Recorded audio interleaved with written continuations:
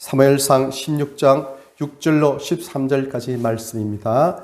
그들이 오매 사무엘이 엘리압을 보고 마음에 이르기를 여호와의 기름 부으실 자가 과연 주 앞에 있도다 하였더니 여호와께서 사무엘에게 이르시되 그의 용모와 키를 보지 말라. 내가 이미 그를 버렸노라.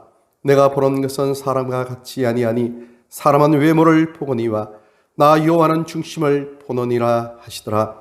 이새가 아비나답을 불러 사무엘 앞을 지나가게 하매 사무엘이 이르되 이도 여호와께서 택하지 아니하셨느니라 하니 이새가 산마로 지나가게 하매 사무엘이 이르되 이도 여호와께서 택하지 아니하셨느니라 하니라. 이새가 그의 아들 7을 다 사무엘 앞으로 지나가게 하나 사무엘이 이새에게 이르되 여호와께서 이들을 택하지 아니하셨느니라 하고 또 사무엘이 이새에게 이르되 내 아들들이 다 여기 있느냐. 이새가 이르되 아직 막내가 남았는데 그런 양을 지키나이다. 사무엘이 이새에게 이르되 사람을 보내어 그를 데려오라. 그가 여기 오기까지는 우리가 식사 자리에 앉지 아니하겠노라. 이에 사람을 보내어 그를 데려오매 그의 빛이 붉고 눈이 빼어나고 얼굴이 아름답더라. 여호와께서 이르시되 이가 그니 일어나 기름을 부으라 하시는지라. 사무엘이 기름 뿔병을 가져다가 그의 형제 중에서 그에게 부었더니 이날 이후로 다윗이 여호와의 영에게 크게 감동되니라. 사무엘이 떠나서 라마로 가니라. 오늘 하나님의 말씀은 특별히 우리 16장 7절 말씀을 중심으로 묵상하고자 합니다. 제가 다시 한번 봉독해 드리겠습니다. 여호와께서 사무엘에게 이르시되 그의 용모와 키를 보지 말라. 내가 이미 그를 버렸노라. 내가 보는 것은 사람과 같지 아니하니 사람은 외모를 보거니와 나 여호와는 중심을 보느니라 하시니라. 이 생명의 말씀이 정말 이 예배당에 있든지 가정에서 말씀을 듣고 예배를 드리든지 우리의 마음밭에 새겨지기를 주님의 이름으로 축복을 드립니다. 옛날에 어느 현자가 한 마을을 지나게 되었습니다. 근데 한 젊은 사람이 대낮인데도 술을 많이 마신 다음에 술 주정을 부리고 있는 것입니다.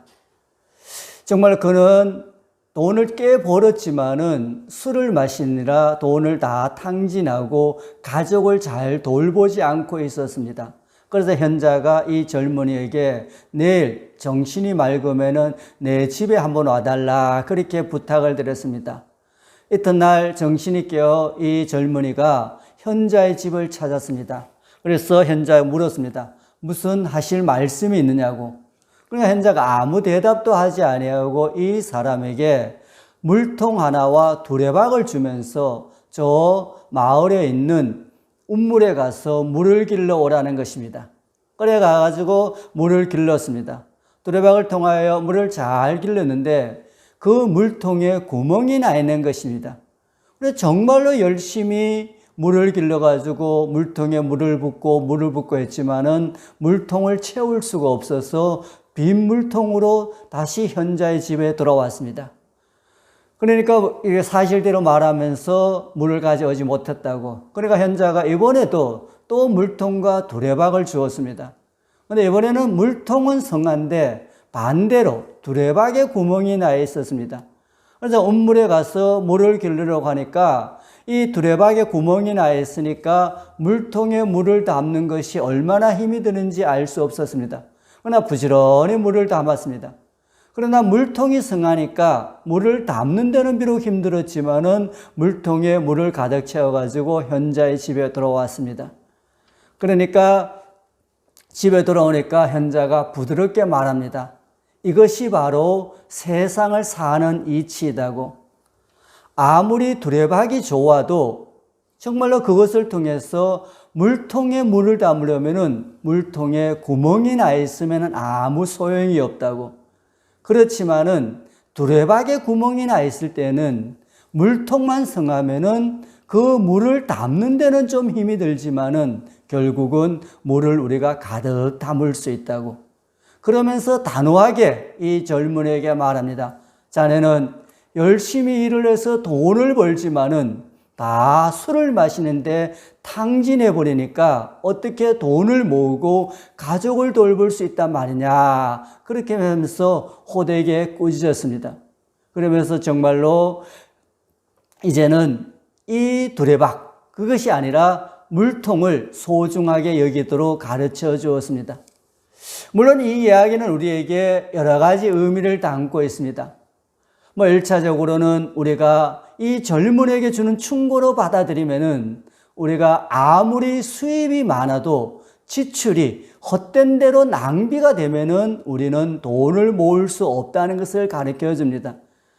또 다른 한편으로는 두레박에 초점을 맞추게 되면은 우리는 다 부족하지만은 그러나 열심히 일을 하면은 부지런히 일을 하면은 물통을 채울 수 있다는 것을 교훈해 주고 있습니다.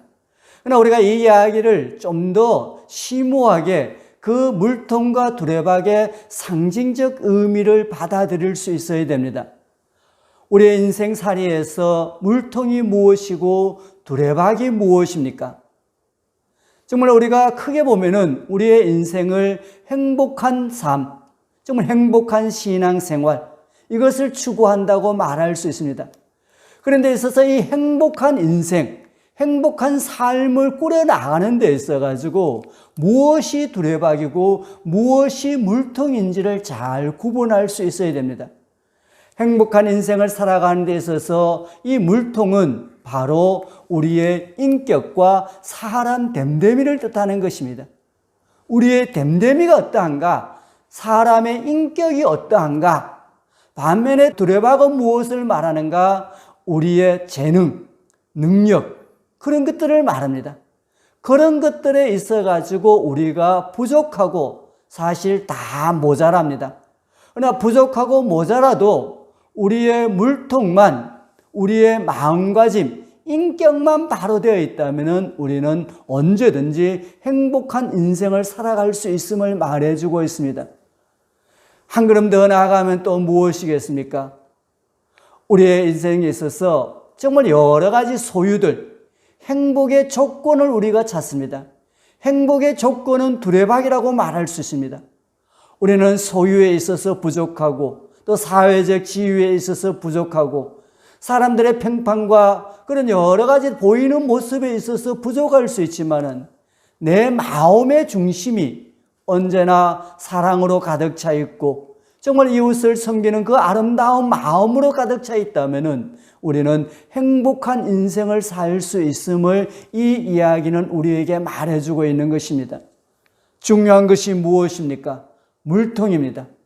우리 인간들은 다 두레박에 있어서는 부족할 수밖에 없는 존재입니다. 그러나 물통은 우리가 신앙을 통하여 얼마든지 올바른 인격을 갖출 수 있고 한 걸음 더 나아가 우리의 마음을 바로 세울 수가 있는 것입니다.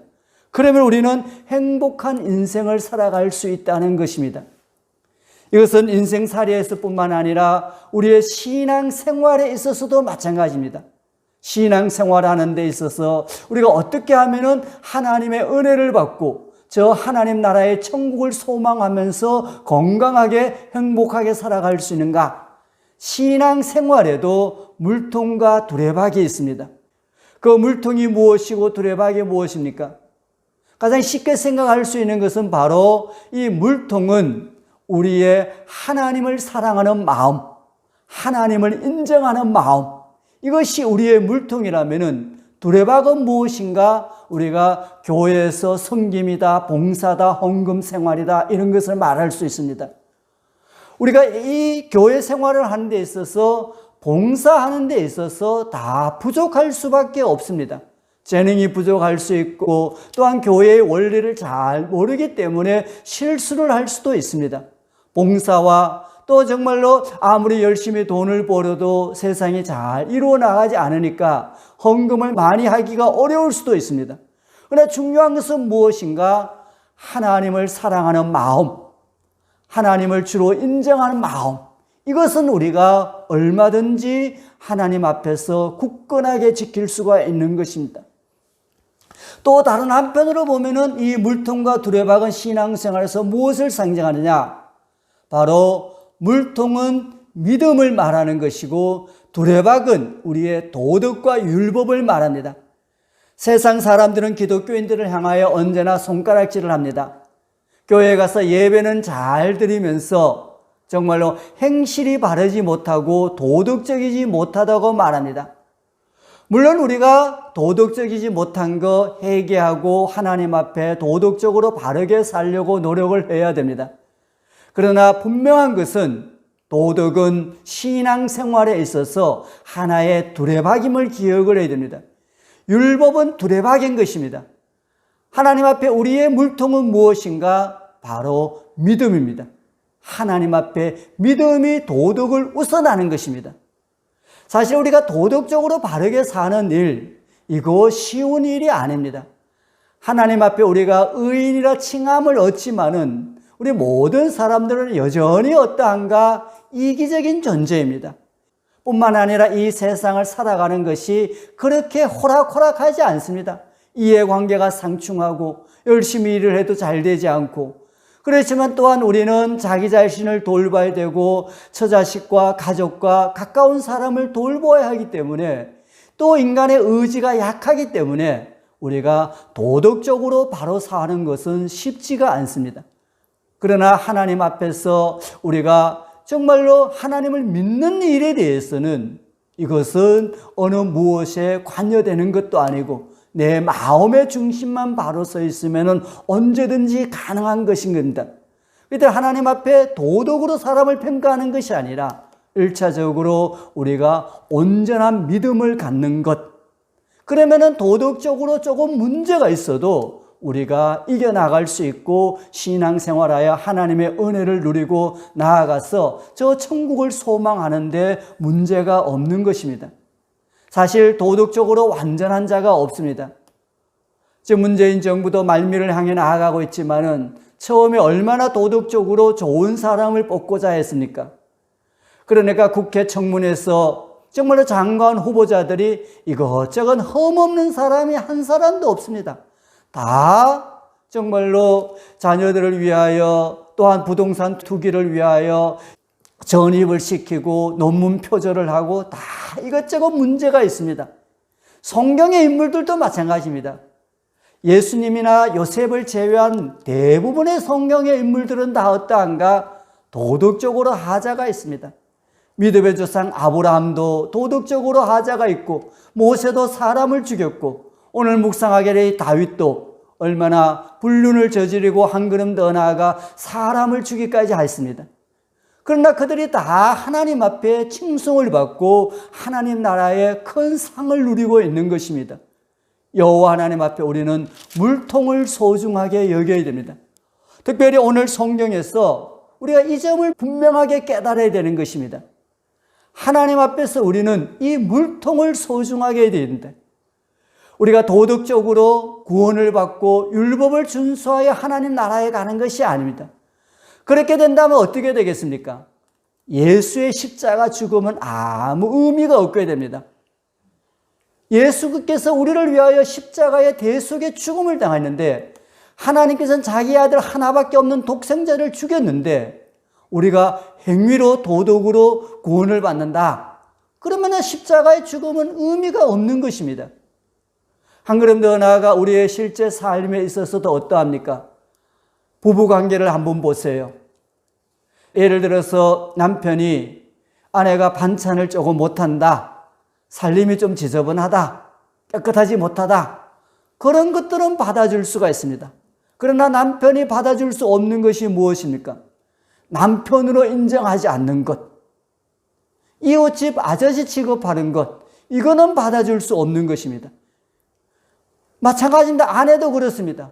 남편이 돈을 좀 적게 벌어오는 것, 조금 이렇게 집에 들어오면은 양말을 아무 데나 벗어 던져가지고 지저분하게 하는 것, 그런 것들은 받아줄 수 있습니다.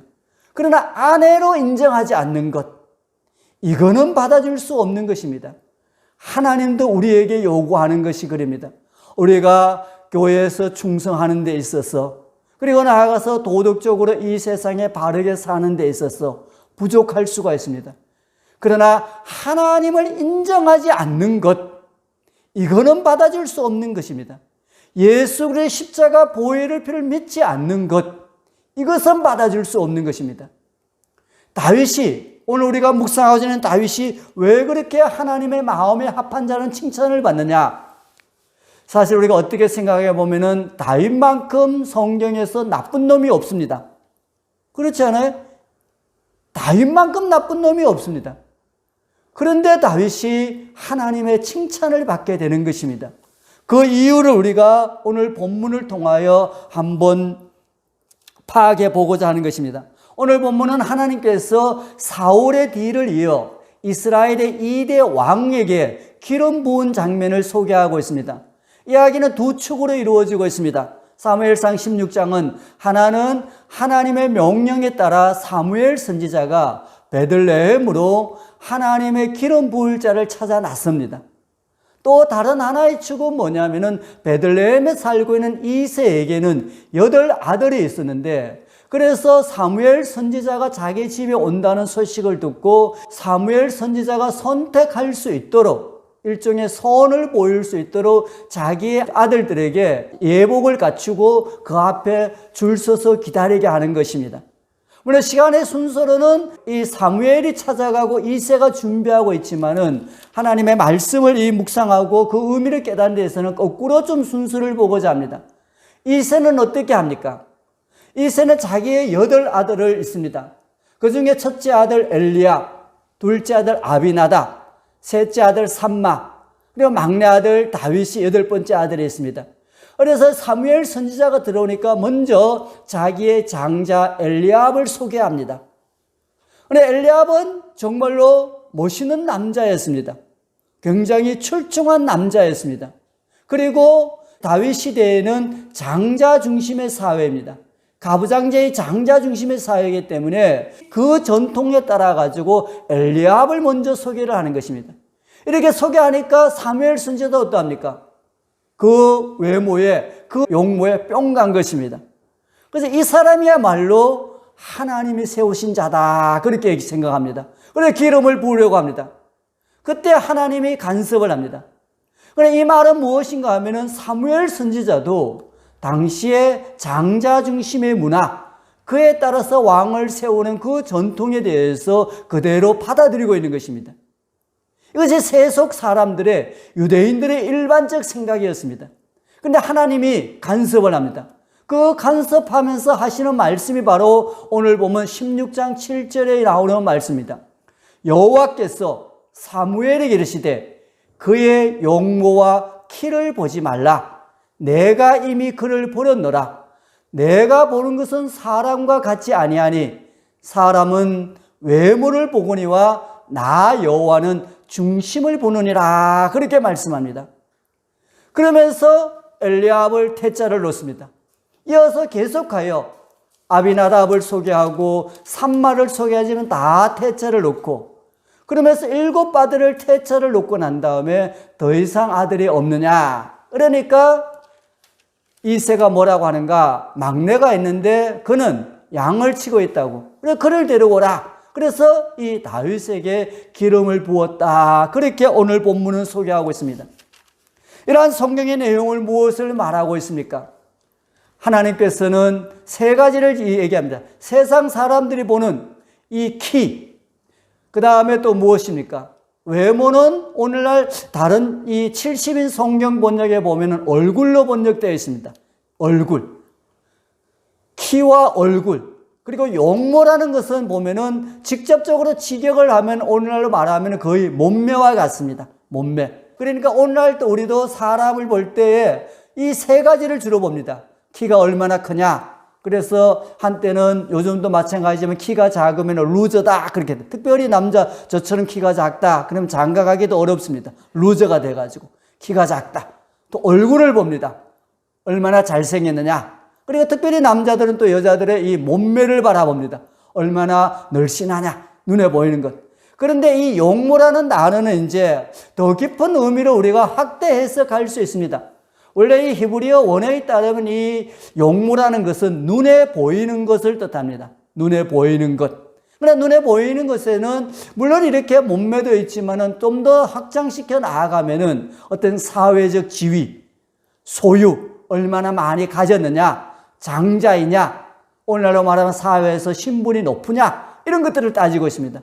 그래서 사람들은 이걸 본다는 것입니다. 키를 보고, 얼굴을 보고, 몸매를 보고, 소유를 보고, 그리고 나아가서 사회적 지위를 본다는 것입니다. 근데 하나님은 그걸 보지 않겠다는 것입니다. 나는 무엇을 보느냐? 중심을 보겠다, 그렇게 말합니다. 레바브라는 이 단어는 바로 이 심장을 뜻합니다. 심장. 그 마음의 중심, 마음이 얼마나 하나님을 향하고 있는가. 그래서 이어지는 17장에 보면은 무엇이 나옵니까? 다윗이 골리앗과 싸우는 장면이 나옵니다. 하나님을 모욕하는 이 골리앗을 향하여 만군의 여호와 이름으로 나아가서 그 골리앗을 물리칩니다. 하나님이 모욕당하는 것을 참을 수 없는 마음을 가진 자, 그가 바로 누구냐? 다윗입니다.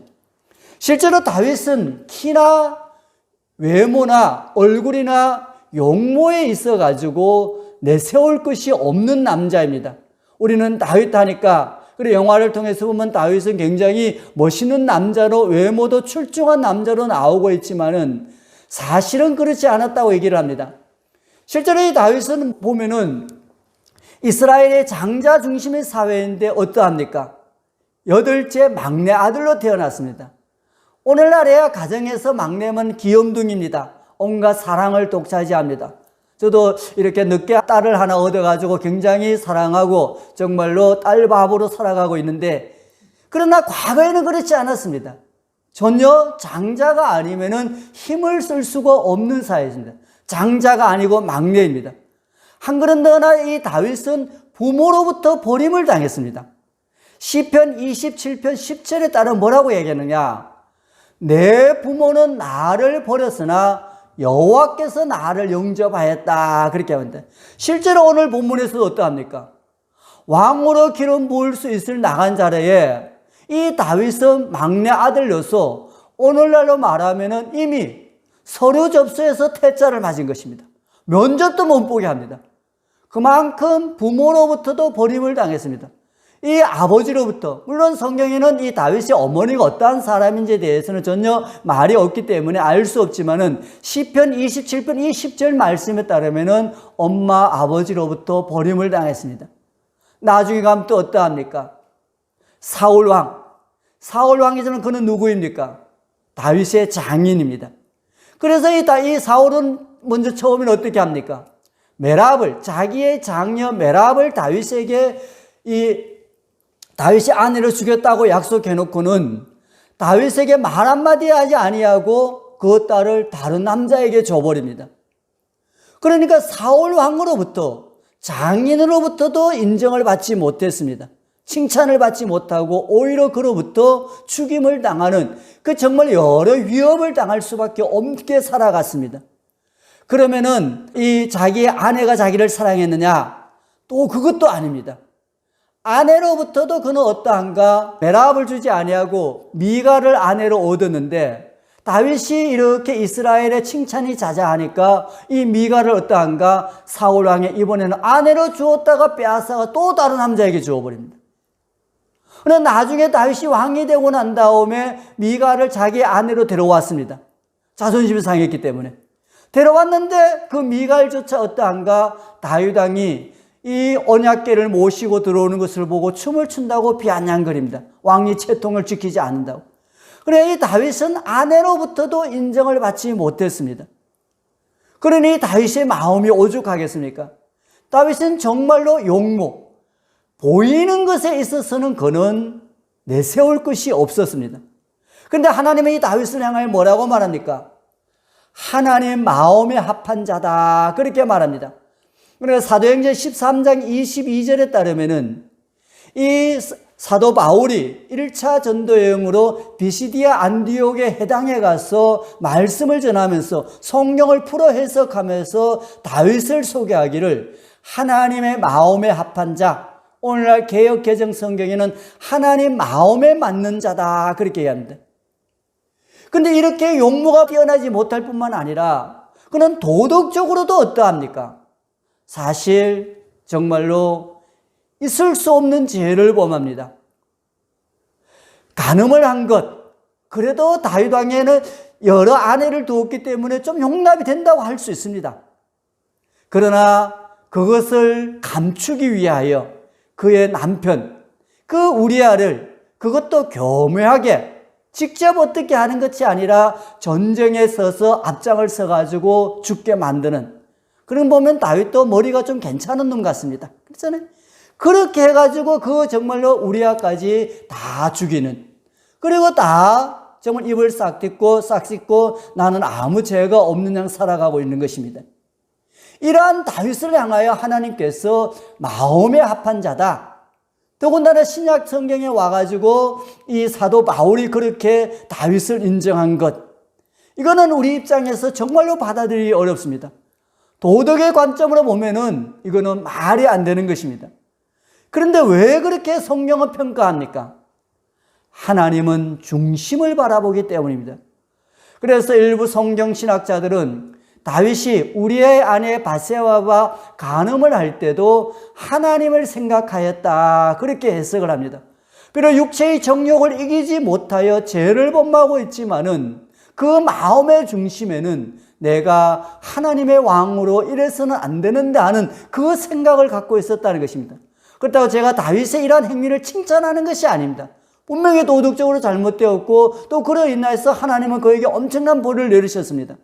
그러나 우리가 주목하고자 하는 것은 무엇입니까? 우리 모두도 이 세상을 살아가는 데 있어서 정말로 부족할 수밖에 없는 존재라는 것입니다. 도덕적으로 흠이 있을 수밖에 없는 존재라는 것입니다. 그런데 그것을 가지고 그 이유 때문에 우리가 하나님의 은혜를 누리지 못하고 그 이유 때문에 우리가 하나님 나라 천국을 소망할 수 없는 것은 아니라는 것입니다. 그러한 것들은 우리에게 무엇인가 다 두레박임을 기억을 합니다. 우리는 다 부족한 자입니다. 능력면에 있어서 부족하고 정말로 우리는 연약합니다. 육체적으로 연약할 뿐만 아니라 의지적으로 연약하고, 그래서 이 도덕적으로 실천하고 행동하는 데 있어서 얼마나 연약한지 알 수 없는 존재입니다. 그러나 우리가 그럴수록 더욱더 우리의 마음의 중심을 하나님을 향할 수 있기를 소망합니다.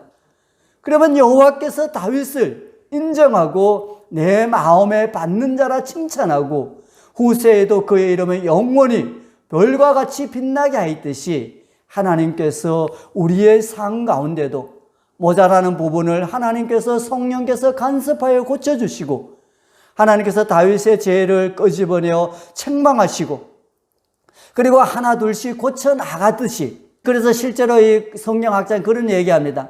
다윗이 말년에 그 신하들이 아비삭이라는 젊은 여자를 후궁으로 주었습니다. 그런데 이 아비삭을 이 다윗은 결코 몸을 썩지 않았다, 그렇게 해석을 합니다. 왜냐하면 그가 하나님 앞에 죄를 지었고 그로 인하여 벌을 받았지만은 하나님께서 자기를 죽이지 아니하고 용서해 준 그 은혜에 감사하여 끝까지 이 아비삭과 몸을 썩지 아니하였다, 그렇게 해석을 합니다. 여호와 하나님 앞에 우리도 도덕적으로 부족하지만은 성령 하나님께서 우리를 간섭하시고 어루만져 주시면은 그런 것들도 하나 둘씩 고쳐나가 여호와 하나님 앞에 하나님 마음에 맞는 자, 하나님 마음에 합한 자가 될 수 있는 것입니다. 이 말씀을 우리가 묵상하면서 내 마음의 중심이 하나님을 향할 수 있기를 원합니다. 다시 한번 오늘 주제 말씀 이 16장 7절을 봉독해 드리겠습니다. 여호와께서 사무엘에게 이르시되 그의 용모와 키를 보지 말라. 내가 이미 그를 버렸노라.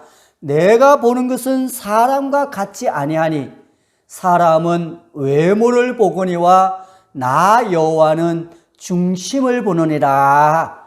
이 생명의 말씀으로 승리하는 하나님의 백성이 되기를 주님의 이름으로 축복을 드립니다.